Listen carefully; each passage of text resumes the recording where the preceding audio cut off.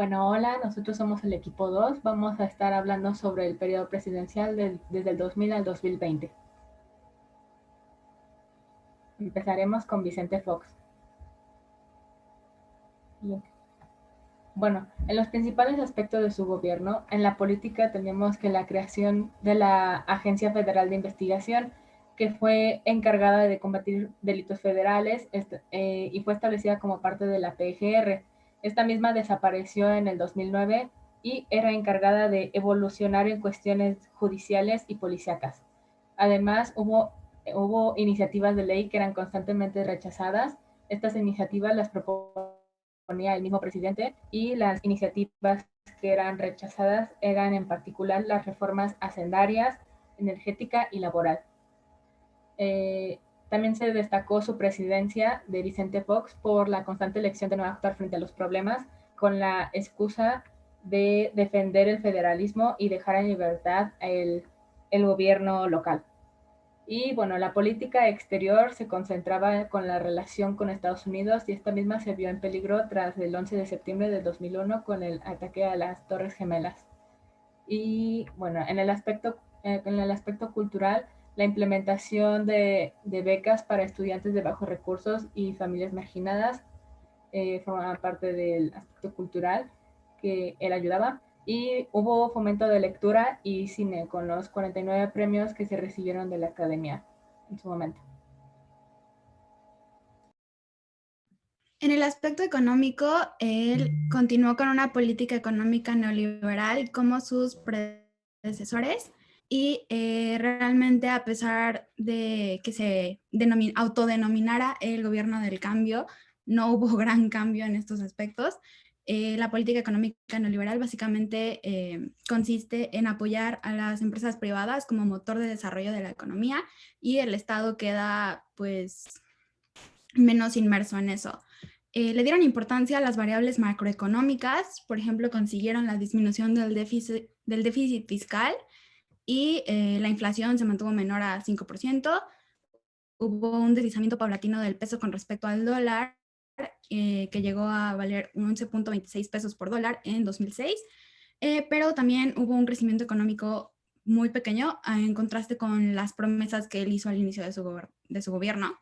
El crecimiento económico en general, según la INEGI, el INEGI fue del 2.25% del Producto Interno Bruto y su promesa a inicio de su administración fue de que iba a aumentar un 7% anual. Entonces sí se quedó muy bajo. También se habla de un desaprovecho de recursos para apuntalar la economía porque en este periodo México tuvo bastantes recursos y realmente pues no fueron aprovechados en nada que se pudiera ver realmente. Simplemente los ingresos obtenidos por la inversión extranjera directa, las exportaciones petroleras y remesas en el extranjero sumaron hasta 2005 269.624 millones de dólares que realmente no se reflejaron en nada. Entonces se habla de una malversión bastante grande. También la carencia de una política industrial tuvo un costo alto para el país en función de competitividad mundial. Esto en el sentido de que los tratados comerciales y las alianzas nunca se estratificaron completamente, nunca se delimitaron bien, entonces esto nos dejó vulnerables y al final de cuentas terminamos perdiendo lo que teníamos en la venta de manufacturas a Estados Unidos, que fue al quien más nos apegamos. China nos desplazó en 2004 a pesar del Tratado de Libre y Comercio de América del Norte. Siguiente, por favor. Y en el aspecto social, Fox implementó una estrategia social denominada Contigo, que su principal lema era básicamente que la pobreza tenía distintas causas y atacó 5 vertientes para mejorar este asunto. Sus 5 vertientes eran oportunidades, capacidades, seguridad, patrimonio y equidad. En oportunidades hablaba de una libre iniciativa para todas las personas para mejorar su condición. Capacidades, consistieron en bastantes becas estudiantiles y cosas de este estilo para aumentar, potenciar las capacidades de la población. La seguridad ofrecía servicios de seguridad general En patrimonio hablaba de la mejora de las viviendas, básicamente daba apoyos económicos a las familias a las que les faltaban recursos, y equidad pues era básicamente que todos valían lo mismo ante el gobierno y tenían las mismas oportunidades. La mayor parte de sus iniciativas o no funcionaron o ni siquiera se implementaron bien, entonces la única que podría destacarse es la creación del Seguro Popular, que bueno, pues no fue perfecto, ¿verdad? Pero durante algún tiempo funcionó bastante bien y pues ahora por el lado malo, no hubo nada de apoyo a la ciencia. Del presupuesto que se le iba a otorgar al CONACYT, que era del 1% del Producto Interno Bruto, lo redujo hasta el 0,33% del Producto Interno Bruto. Y también en el sentido de, bueno, la biblioteca José Vasconcelos, denominada megabiblioteca por la prensa, fue considerada su mayor inversión de infraestructura y ni siquiera estuvo muy bien. Su superficie era de 38,000 metros cuadrados y el costo inicial previsto fue de 954 millones de pesos, pero al término de su gobierno, en 2007 ya, se tuvo que cerrar por defectos de construcción, se descubrieron, o sea, por mucha humedad, entonces se descubrió que pues realmente hubo una malversión ahí también. De los 954 millones de pesos, quién sabe cuánto se invirtió en la construcción porque no estaba bien hecha, pero se reabrió a finales de 2008. Después de él estuvo Felipe Calderón Hinojosa desde 2006 hasta 2012. Sí. Y en cuanto a lo económico, México reportó un crecimiento de casi el 16% a partir del 2009 y se esperaba que aumentara un 4% para el 2012, o sea, el final de su periodo. Y en el PIB creció también un 4,1 a tasa anual, y de acuerdo a los datos del INEGI.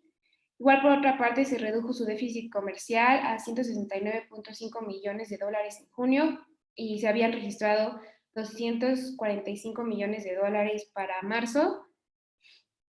En el combate para la pobreza hizo un programa llamado Oportunidades, el cual registró de entre 5 y 6 millones de familias que se vieron beneficiadas.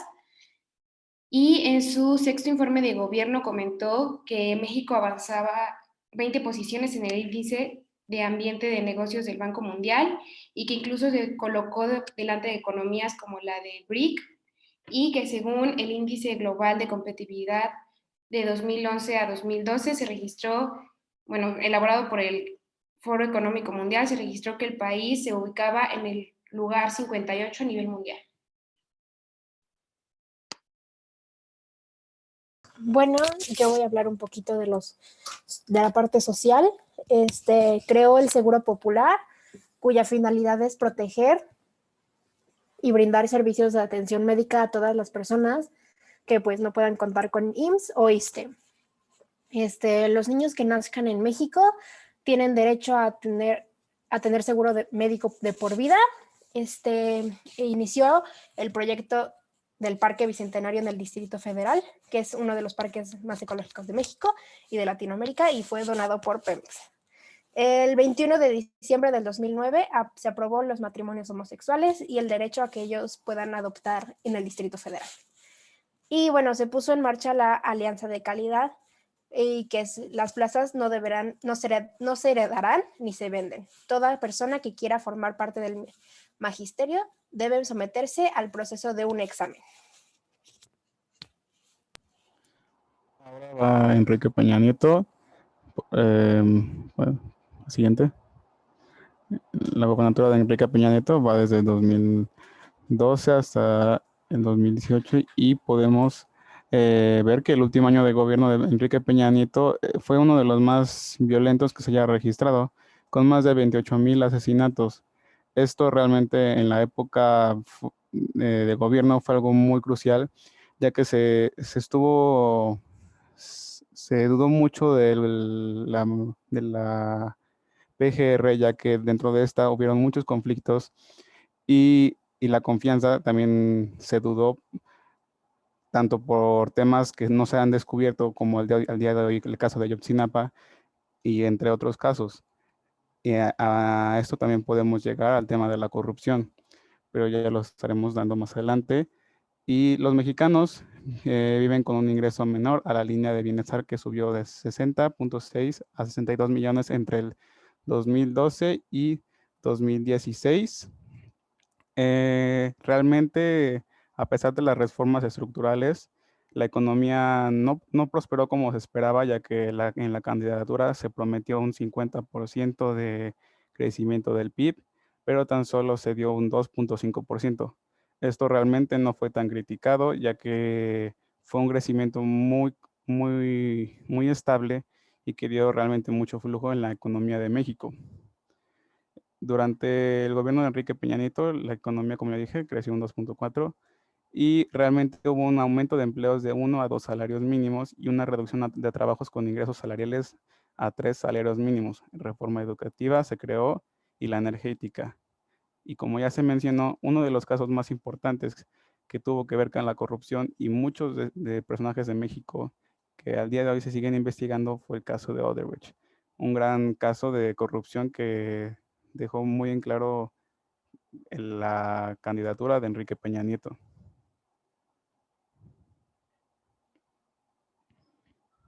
Bueno, de sus expresiones culturales creó la Secretaría de Cultura.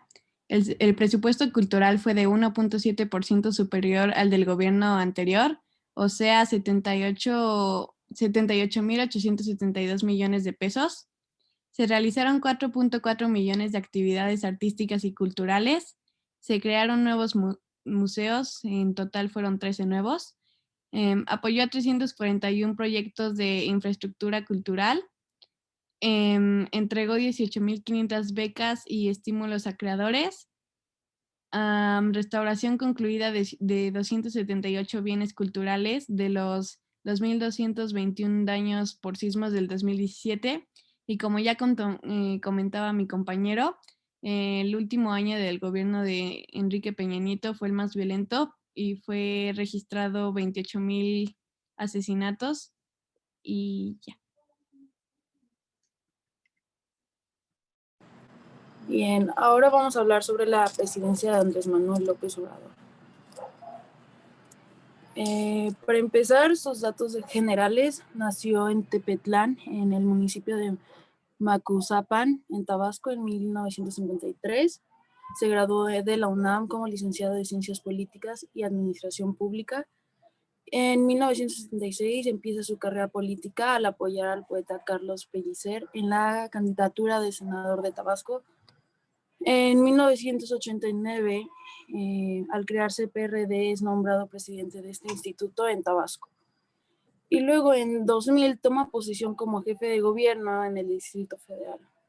Tras 2 elecciones pasadas sin ganar, el presidente, el 1 de diciembre del 2018, Andrés Manuel López Obrador, es nombrado presidente de México. En cuanto a los aspectos sociales, él prometió combatir a la corrupción por medio de la administración federal y ha ayudado más a la gente pobre que en años anteriores. Se elevaron los derechos sociales como becas, pensiones, atención médica y medicamentos gratuitos. Uno de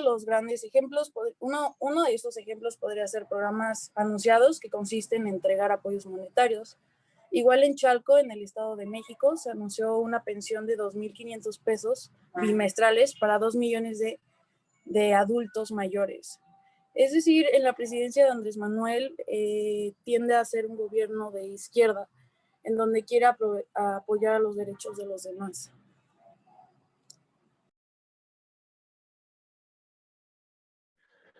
Bien, principales datos de política y economía. El gobierno de AMLO se caracteriza por inclinarse al neoliberalismo, enfocado a acabar la corrupción, pobreza y privatización.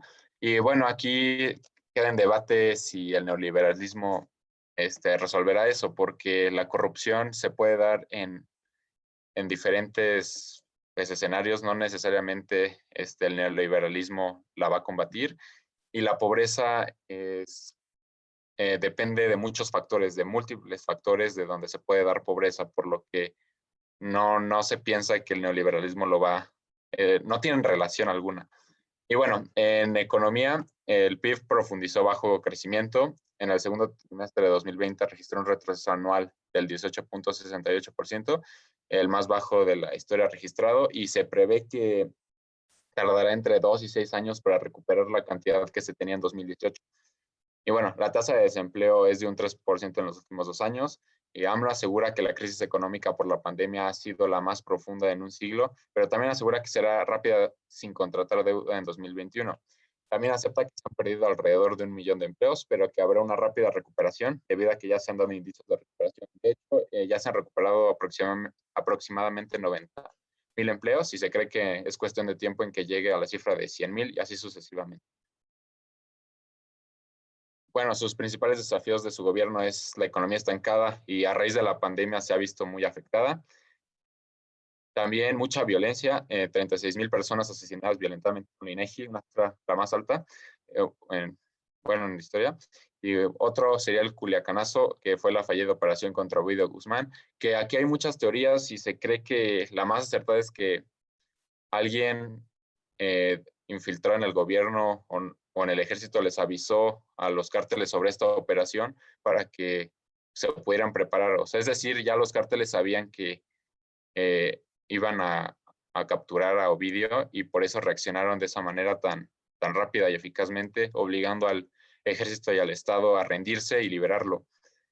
Y bueno, otro acontecimiento fuerte fue la masacre de la familia Levarón. Fue en la carretera entre Sonora y Chihuahua, donde igual unos sicarios de cárteles del crimen organizado balacearon las camionetas, haciendo que explotaran y se murieran varios niños y mujeres. Y bueno, aquí AMLO prometió que se iba a hacer justicia. De hecho, Trump le mostró apoyo, le dijo que iba a enviar gente de Estados Unidos capacitada para acabar con el narcotráfico y que le declarase la guerra, y AMLO no quiso, que lo último que quiere es una guerra, por lo que le agradeció a Trump su ayuda, pero decidió rechazarla. Y ya se cumplió un año de ese acontecimiento y hasta el momento no ha pasado nada. AMLO, según ya había dicho que se habían capturado todos los responsables, pero miembros de la familia Levarón desmintieron eso, por lo que se espera que el 1 de diciembre del 2020 AMLO hable acerca de, pues en general de todo lo que, sobre todo los avances que ha hecho, porque ya se habrían cumplido 2 años de su